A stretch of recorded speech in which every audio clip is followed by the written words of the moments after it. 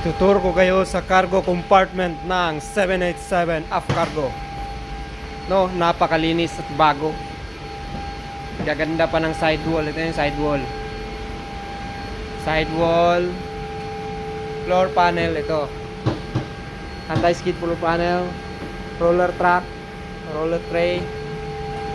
Yan po yung cargo compartment ng isang 787. Very nice. Gagawin ko ngayon inspection para dito. Ito naman yung cargo net nya. Yung kulay black na yan. Cargo net. Okay guys. Ito yung cargo door. Yan o.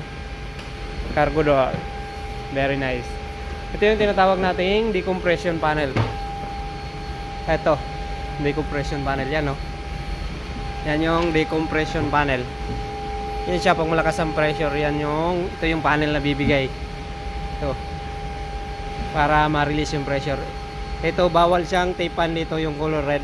Huwag mong isali sa tape to para siya, pag nag-blow out siya, hindi siya didikit sa tape. Hindi siya didikit dito. Yung tape, hindi dapat tape, lagyan ng tape to. Ito.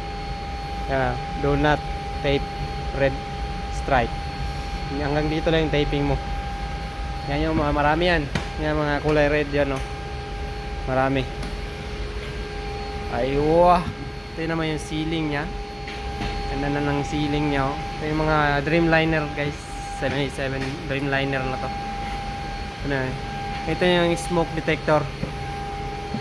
Ano, smoke detector. Pag naka-sense yan ng smoke, mag-indicate sa cockpit yan. At saka mag-deploy yung fire extinguisher para patayin yung sunog kung may sunog. Ito yon naman yung dito lalabas yung fire extinguisher. Yan o, fire extinguisher nozzle yan. Dito yung mga maliliit na butas na yan, dyan lalabas yung fire extinguisher. Marami yan.